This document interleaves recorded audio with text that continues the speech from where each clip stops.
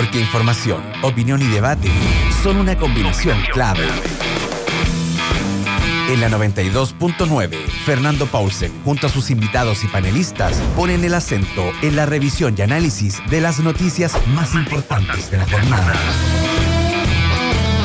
Desde ahora, conéctate en todas nuestras redes y súmate al panel. Aquí comienza Combinación Clave. Empieza tu día con toda la energía natural de Marley Coffee, un café de grano orgánico molido al instante con leche descremada. Prueba el sabor de Marley Coffee en sus 12 exquisitas y variadas mezclas que te esperan para recargar tu día. Con Marley Coffee disfruta tu día con toda la onda. Durante la pandemia, el Parque Metropolitano de Santiago se ha ido adaptando a los distintos cambios relacionados a los avances y retrocesos del plan paso a paso en distintas comunas. Por eso te invitamos a estar informado sobre cuáles son los accesos y horarios disponibles para que disfrutes de este gran pulmón verde de Santiago que cuenta con más de 700 hectáreas de naturaleza. Para estar al día, busca esta información en el sitio web parquemed.cl y en sus redes sociales @parquemedminbu. Como todas las semanas y partiendo los días martes, Penguin Random House junto a Radio La Clave te invitan a concursar por los mejores libros que te presentamos semana a semana acá en Combinación Clave. Para participar solo debes mencionar y debes seguir a @penguinlibroscl y @Radio La Clave en Twitter y contarnos por qué quieres ganar el libro que estamos sorteando. Descubre más títulos en www.penguinlibros.com.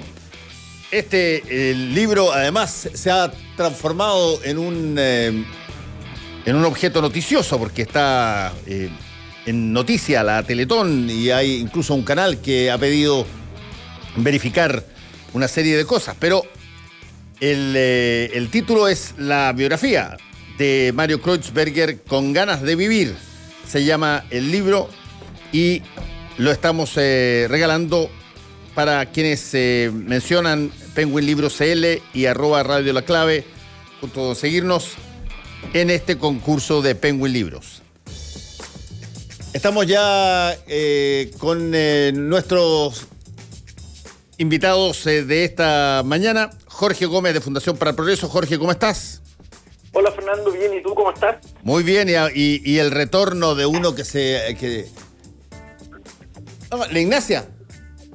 ¿Tampoco? Estás solo, Jorge. Ya nadie te quiere. ¿Y quién era que retornaba?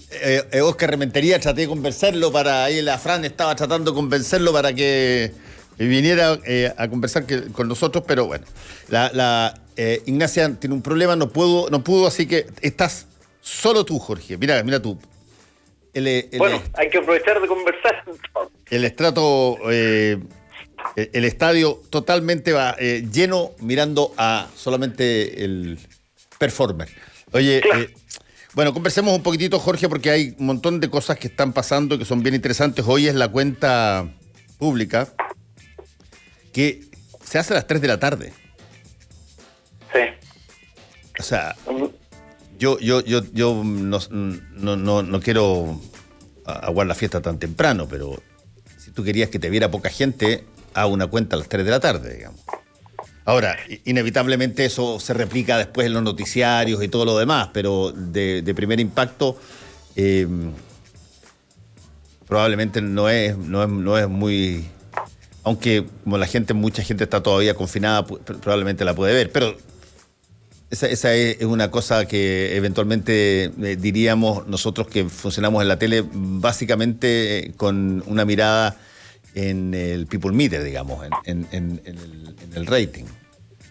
Claro, la idea es que, o sea, si se hace una transmisión por televisión, la idea es que un gran número de personas te vean. Yo no sé cuál es, en el fondo, el dato, si existe alguna información respecto a si ese horario es un horario donde la gente eventualmente prende más los televisores. Estaba pensando, y esto puede que sea errado de mi parte, pero eventualmente si se consideró el confinamiento y ese horario como un horario de eventual almuerzo, quizás probablemente, o después del almuerzo, en que la gente eventualmente se toma un espacio para ver la televisión, puede ser.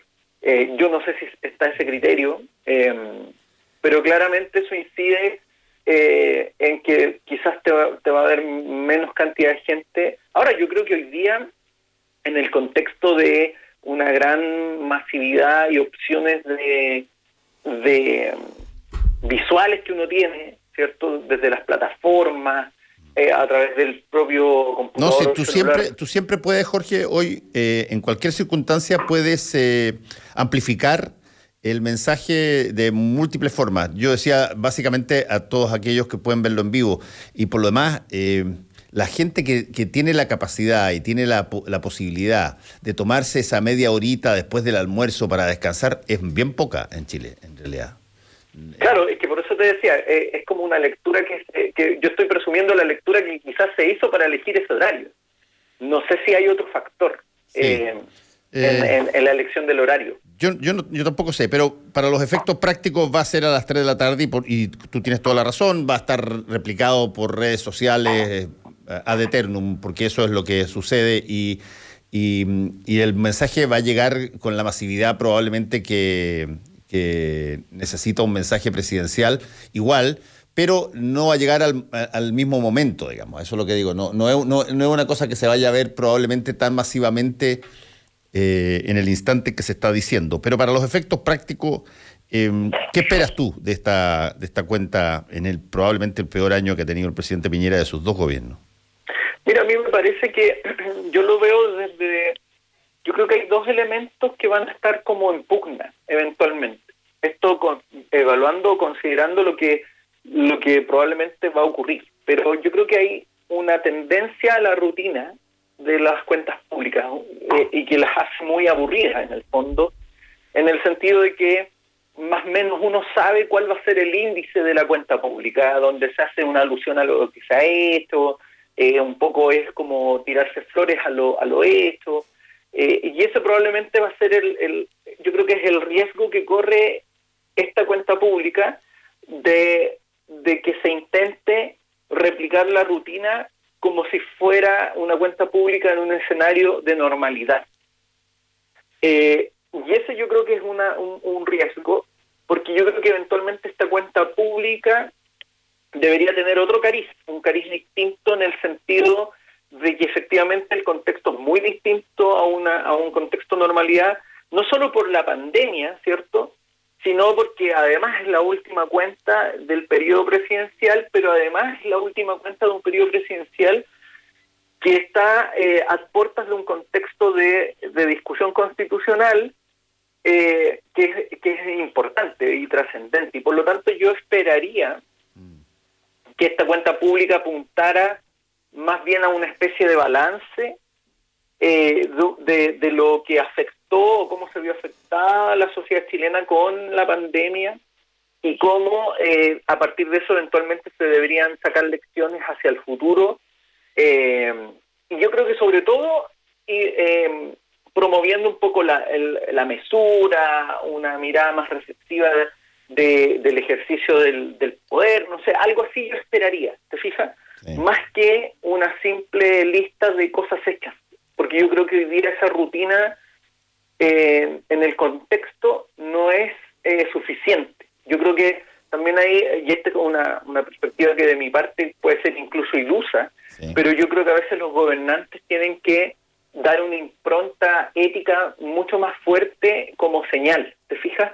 Y eso yo esperaría de esta cuenta pública, más allá de estos checks de cumplimiento de tareas. Y ese es el desafío. No sé si se va a cumplir. Las cuentas públicas, tú dijiste una cosa que yo creo que tienes bastante razón. Las cuentas públicas en general, sobre todo las presidenciales, son un rito.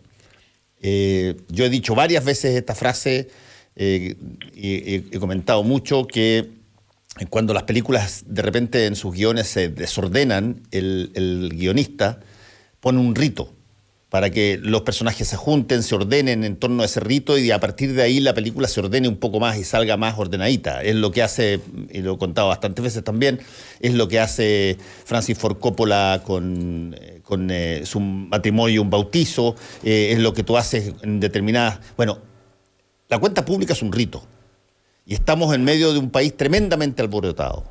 las posibilidades de que a partir de la cuenta pública pase a algo virtuoso o algo que cambie en el sentido de una mejoría en las relaciones o en la forma que nos hemos estado comunicando últimamente, yo creo que es prácticamente cero. El rito que va a mejorar esa situación se llaman elecciones.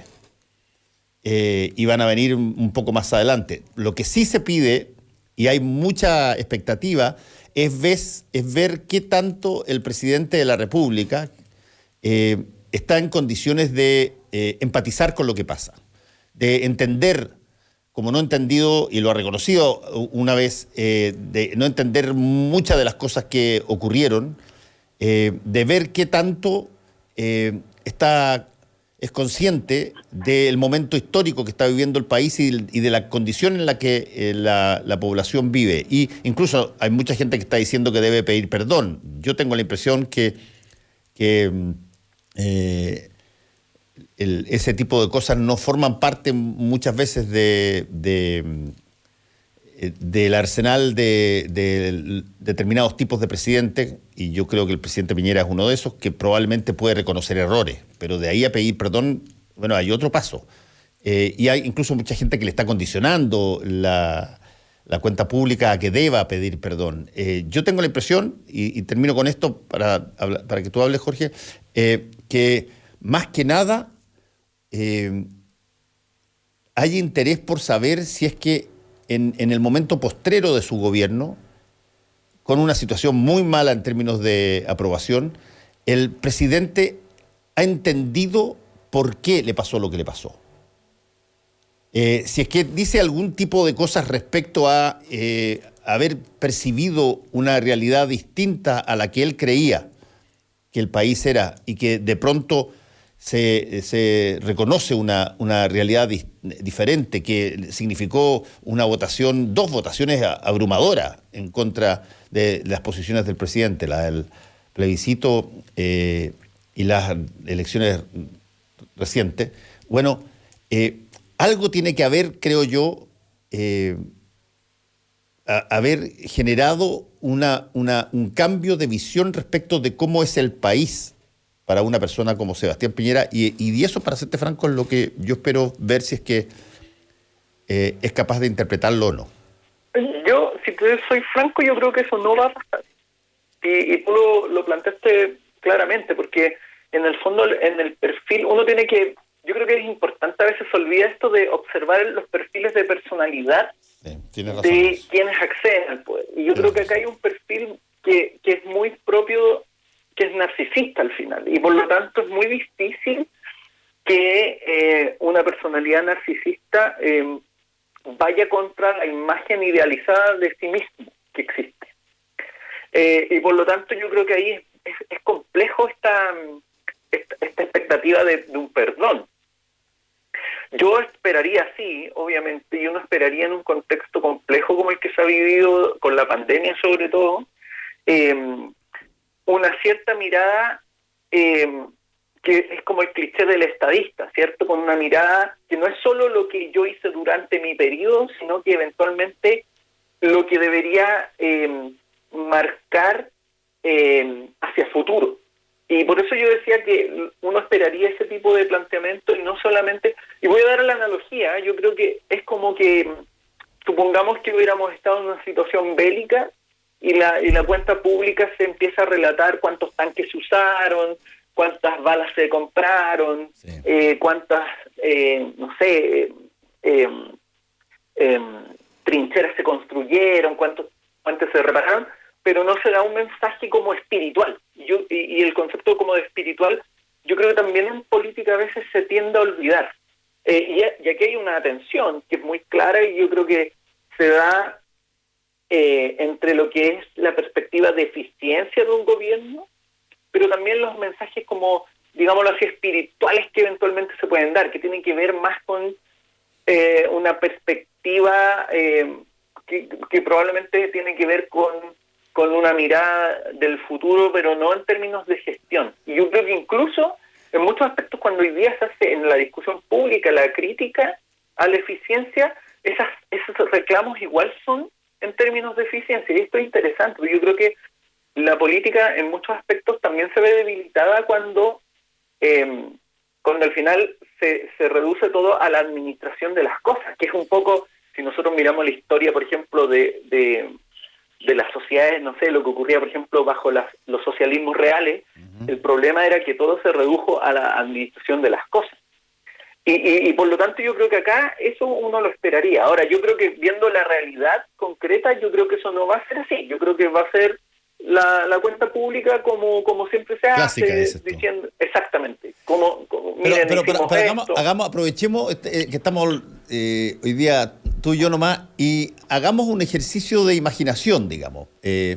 Por ejemplo, yo estoy de acuerdo contigo en que quizás lo menos dañino, llamémoslo así, debiera ser hacer exactamente lo tradicional. Una cuenta lo más, no como las antiguas, digamos, que yo recuerdo y tú no, de que duraban 2 horas y media, donde ibas ministerio por ministerio, digamos. No, claro. Pero una cuenta que es básicamente un relato de acciones que se hicieron y algunas que probablemente no se alcanzaron a hacer y expectativas que se ponen para lo que viene hasta terminar. Esa es la cuesta clásica. ¿Tú crees que va por ahí lo que va a hacer el presidente hoy día? Yo creo que sí. Que probablemente eso va a primar. Quizás se va a tratar de darle una connotación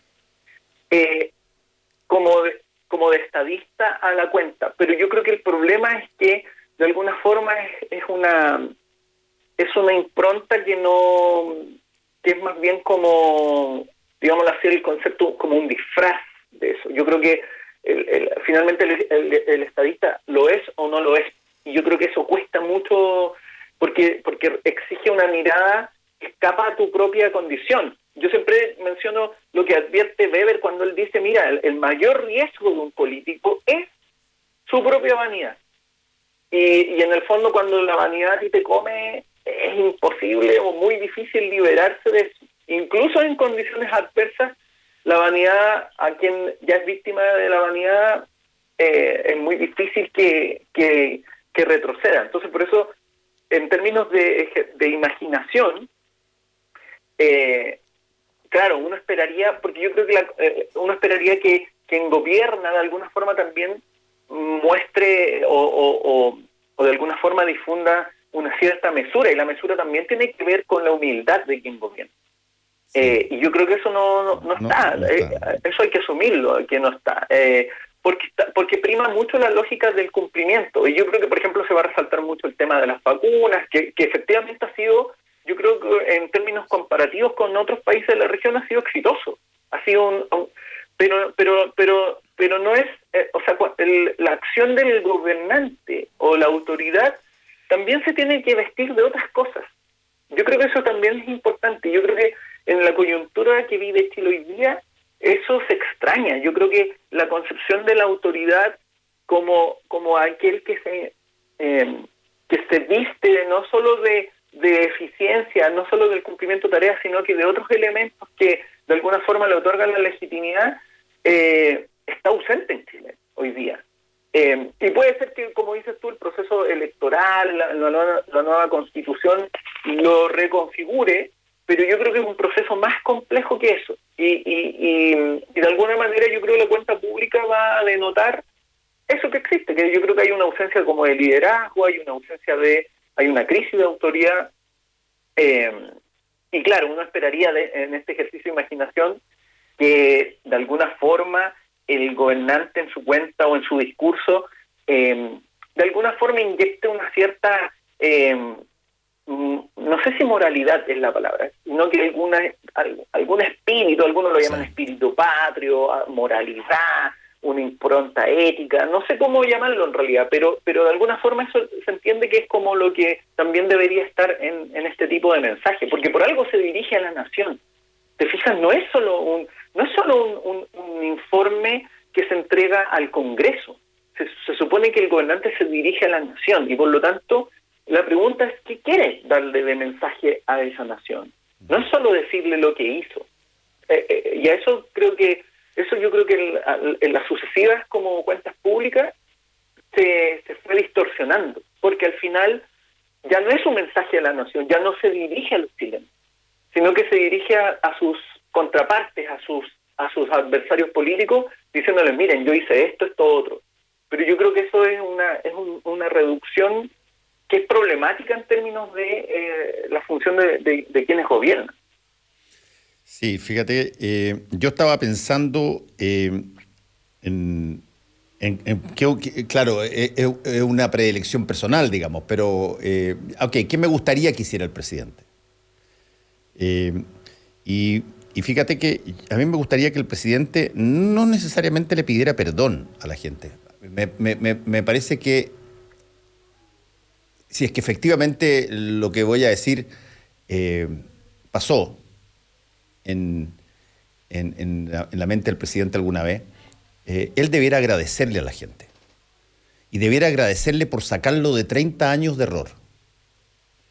Por haber crecido, haberse hecho político, haber participado de la política pensando que el país funcionaba de una manera determinada, que estaba distribuido y que estaba correlacionado entre la ciudadanía y las instituciones de una manera, y haberse dado cuenta, como se deben haber dado cuenta muchísimo, tanto en la oposición como en el oficialismo, de que eso fue un error, o que eso no es así, que el país está mucho más complejizado, que la gente es mucho menos binaria, de apretarle una tecla de positivo o negativo, que las personas desean trabajar, desean tener algún tipo de expectativa de un futuro virtuoso para sus hijos, y que el sistema no se los ha proveído a través de muchísimos gobiernos.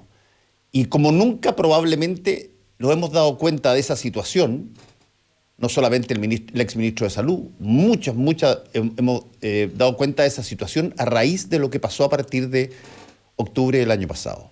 Y eso es algo que lo hizo el pueblo chileno mostrándolo. Y creo que es una apertura de ojos para muchos que eventualmente durante mucho tiempo, de todos los sectores, tenían básicamente anteojeras, que miraban solamente para una dirección. Agradecerle a la gente por eso me parece a mí mucho mejor que pedirle perdón a las personas. Claro, lo que tú mencionas al final es el factor que uno podría llamar humildad o incluso empatía.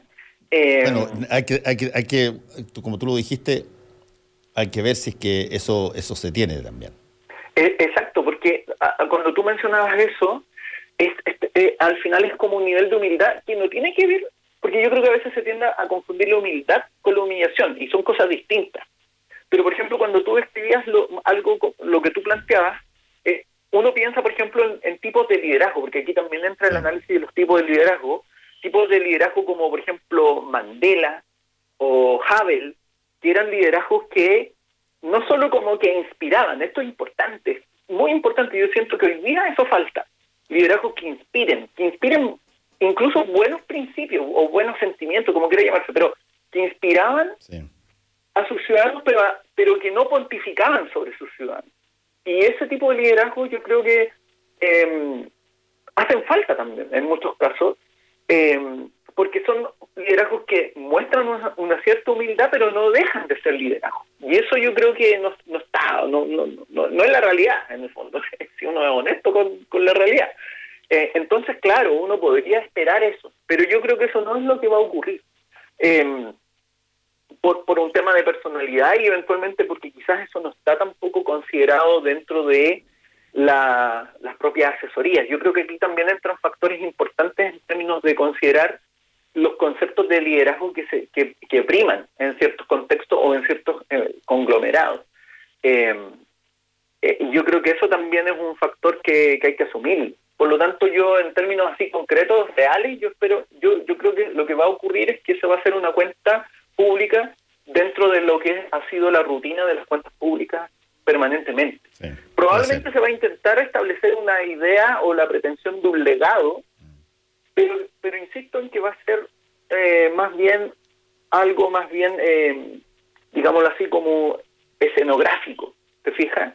Sí, puede ser que tú tengas toda la razón, Jorge, y probablemente las cosas se inclinan mucho más a eso que a cualquier otra cosa, pero lo interesante de cuando está muy convulsionado el país es que uno como era el cuento, no me acuerdo de cuál musical, de que en medio de toda la mierda que estaba pasando, siempre había una niñita que estaba buscando el pony. Claro. ¿Ah? Y uno no puede dejar de buscar el pony. No, nunca. Claro. Eso no sé, yo creo que no se puede. Tampoco hay que caer en el pesimismo absoluto. Exacto, por eso yo me niego de repente y uno tiene estas cosas que probablemente, como tú dices, no van a pasar, pero yo creo que tiene que haber un equilibrio entre optimismo y pesimismo. Yo creo que ese es como eso me parece un buen punto. No caer ni en el optimismo absoluto, ni tampoco en el pesimismo absoluto, porque al final son elementos que impiden de alguna forma la mesura, la ponderación. Yo creo que hay que equilibrar entre el pesimismo y el optimismo, y la mesura es un concepto que a mí me parece que es el más idóneo en ese caso, porque de alguna forma eso te permite también, como dices tú, al final en la analogía, seguir avanzando, no quedarte paralizado. Bueno, Jorge, te quiero agradecer por este diálogo en el día de hoy. Cuídate y vamos a conversar de qué tan lejos, qué tan cerca estuvimos de lo que fue la cuenta pública. Eso vamos a ver. Un abrazo, Fernando. Chao, cuídate. Que te vaya bien. Que estés bien. Gracias. Fernando Paulsen y nuestros panelistas e invitados son una combinación clave. 92.9. La clave me escucha.